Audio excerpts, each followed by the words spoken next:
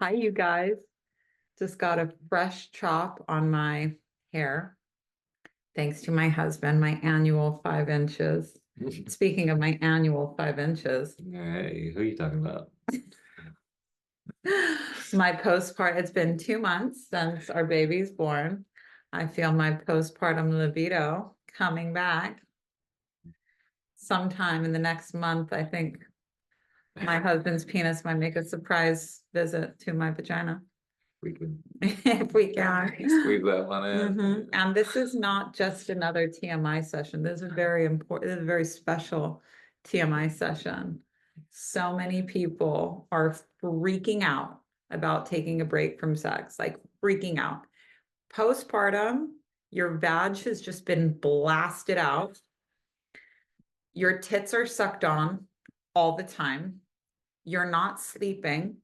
Your husband is hotter than ever because he's doing all this work that he insisted he wasn't capable of. And then the second that there's a new kid, they just like have to do it. So you're like, oh wow, like competent, like sick. So all of these things going on, but a lot of people really stress themselves out about like, if we don't have sex, what's going to happen? If you're married to a Gemini, you definitely understand. And you just don't have more than 2 minutes together. Yeah, you don't, yeah, and it only took that long to put the baby in, but after a baby, it can be hard to get those Trying to be romantic. moments. But just like heads up, I really feel I'm so excited about teaching erotic wealth and this time doing it live because we can take so much out of it and really like simplify it for people. But I really feel like sex magic was made for couples because first of all, like in a container of trust, magic is easy. So if we repair the trust in the relationship, like you can basically, if somebody was trying to do sex magic with somebody they didn't trust, that they didn't have history with, they would have to do all this like pageantry and ritual to create a safe space so that magic could occur. Not only that, but they're also going to be checking astrological transits for a good time where they would be able to simulate the erotic energy that a couple would already have together. Now, there's a lot of things that would really fuck this up, but sex magic is also about learning how to not like one of the hardest things is learning not to ejaculate at the end of a long sex magic session. So an ejaculation marks the end of pleasure. You can't handle anymore. You say, pop this fucking bubble. I'm done. I'm cooked. Because parents are so frequently interrupted by children, if you have the right attitude, you could see this as like being the best possible thing for sex magic. Like whether you like it or not, you're not going to be able to finish today. Now, people that don't understand how sex magic work get stressed. They say, oh my God, my kids ruin everything. My kids interrupt everything. We never get time together. But from a sex magic lens, it's like, thanks to these constant interruptions of your life, when you don't ejaculate, that erotic, that when you're like chasing each other around because you're horny, that one time of year where you're like or when you're ovulating, you're like, oh my God, slutting it up. If you don't ejaculate, that energy never goes away. That energy never goes away. Now the second, because that's erotic tension, there's a pull, there's something that's magnetizing the two of you to each other. But the second you pop the bubble, you then have to rebuild that tension. A lot of people will find that they'll get in a little like fights and get snippy with each other, especially after they've been building something up. But when you don't release it, you have this tension, which makes it's not, oh, we had sacred sex over here in this corner of our lives. The whole temperature of the house gets hotter. The way you're interacting with each other, it brings back that energy from when you first met each other, where you couldn't keep your hands off of each other because it was new. It's so easy to get this back. And for couples, like it's easy when you don't have to be the ones to say, okay, pull it back. We're not going to come this time. Like if you're just, you're having a great time upstairs and then you hear like shrieking from downstairs, it doesn't matter how you feel. It doesn't matter what the lady told us on the call. Just tell your kids that you're having special connecting time with your partner. I said, I have a 6-year-old and a 4-year-old that it's like watching a dog fight, it's just brutal. You can't look away. and they're just at each other. They just don't understand that it's our special connecting time right now. My kids don't even care. You know, it's the worst when, as a mom, when you get sick and you tell your kids, guys, I'm really not feeling good. And they literally demonstrate that they don't give a fuck about how you feel. And they immediately go back to their bullshit. And you're like, oh my God, my whole life is around like making your fucking life cushy. And I can't even get a break when I'm sick. So forget about mom and dad connecting time. But from a magical perspective, this is so good for sex magic, but something that could totally override this. Because it's so, like I said, if you didn't have this trust in your relationship, then you would be making, like I said, this is TMI, but it's good TMI. If you didn't have, if you weren't doing sex magic with a partner, you can do it by yourself. We teach that in autoerotic. We're doing that live this year as well. But when you're with your partner, you have that container of trust. But if you weren't with a partner, you'd have to check astrological transits to figure out when is a good time to do magic. But when you're with your soulmate and it's synchronized, if you just follow your desire patterns, like it's no coincidence that when you're ovulating, men know. There's no coincidence that when you're ovulating, all of a sudden, you could have been on the pull-out game your whole life, but when you're ovulating, we call it cum slut energy. Good thing I'm not live streaming on TikTok right now. They'd be, ooh, we call it cum slut energy. You just can't, you're like, oh, override, like no matter what you learn about the rhythm method or conscious conception, it's like, sorry, I just turn into a fucking cum slut when I'm ovulating. I can't help it. I don't know what happens. It's no coincidence. Like if you learn how to trust when desire moves through you, and you're not jerking off all the time and ejaculating, basically losing that tension independently. So there's not a connection. There's nothing wrong with it. It's just if you're trying to foster connection, you want to be synchronized. You want it and he wants it at the same time, because you can do magic when you want it and he wants it, or, you know, both of you, it doesn't matter what the genders are. But if you can trust when desire is moving through you, that's how you know that cosmically the container is right to do magic. You really want it and they really want it. It's not that complicated. You don't have to check astrological transits at all. You don't have to seal the space. You can be in any room at any time. It can take 1 minute, it can take 10 minutes, be whatever it is. But magic will occur if you have these two things of two people that really love and trust each other, that really, really want each other at the same time. Those are the ingredients for magic. That's literally it. But something that can really override that is if you are forcing yourself to fuck when you don't want to fuck. And a lot of people, we're walking a long block, but we're making our way back to the start, you guys.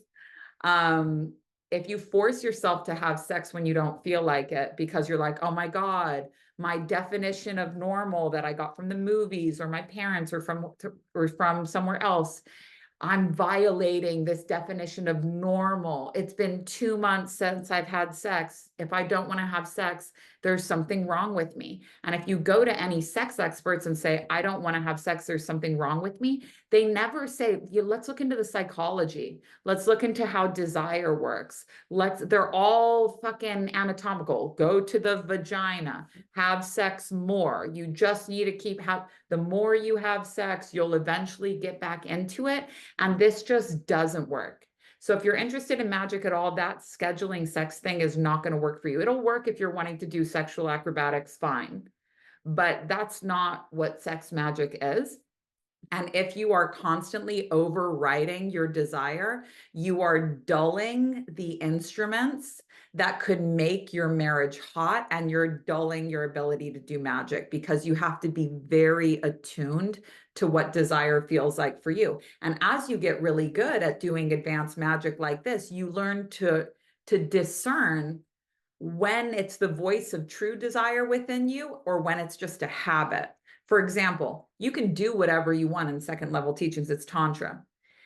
Let's say drinking is totally allowed. If you truly desire it, no problem. But a lot of people have the mechanical voice of habit confused with what true desire is. Desire is the voice of your soul. Habit is the workings of the machine. We're trying to rage against the machine. We're trying to get over this mechanical nature. So if you're habitually reaching for wine and you say, oh, I really want this, but you don't know what that real want is because you're so used to overriding desire. And this is where we get into that really, this is why all second level teachings are pointing back at sex, because it's asking you, can you investigate that first time when you started overriding desire? How many of us lost our virginity because we just felt pressured to do it? And how many of us lost it when we were really, really craving that connection with the person that we lost it to? I've heard hundreds of virginity stories on our way to building this workshop. And I can tell you, the women that lost their virginity because they really wanted it and they were really feeling the connection have had great sex from there on out. Great sex from there on out. And those of us that overrode our desire because we wanted to be normal created a pattern within ourselves of listening to what other people say we should want versus what we actually want. And nod your head if you understand how that could be a problem. Yeah. So the world of sex magic is really, really cool. It goes into the deepest corners of your mind, and it is totally fine, more than totally fine to be interested in just the physical side of it. It's totally, but all magic is in the mind, and we use the body as a tool to extend the will of the mind. It's just a tool. You can't get to magic from the body into the mind. You have to go from the mind into the body. Where the attention goes, the energy flows.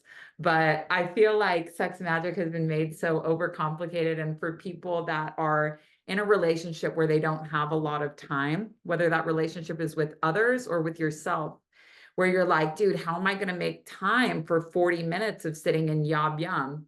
You don't have to. Like, how am I going to be able to do magic if my kids are interrupting me all the time? It's going to work, I promise. And I'm just so excited to be able I'm so excited that in a month we might have some sex for 2 minutes and then get interrupted. I'm so excited that we can normalize, like, hey, 2 months said we, oh, wait, way more than 2 months since we've had sex. Just 2 months postpartum. I stopped feeling like having, when I've got a baby hanging halfway out of my badge, I don't really feel like getting pounded either. It's been, but normalize breaks in sex without it being the end of a relationship. Remember, like, you can not be having sex and be in the best relational state of your life with your partner. And Well, and guys just don't turn to jerking off all the time either. yeah, that's not gonna also be that's helpful. also a thing. Yeah. And here's the thing, when it comes to, have you guys seen, so there's the look of being underfucked, where it's like you're super reactive and offended by everything. But then there's like the look of being overfucked where you're just like anything goes, and it's kind of like it's kind of just no standards territory. It's kind of like what people say about polyamory, where it's like you trade in 110 for 5 2s. It's almost like that, like no standards becomes the standard. But there's a look, like for people that understand sex magic, and I know a lot of you guys probably don't know what Sting and his wife look like, but Sting and his wife have been practicing sex magic for a long time.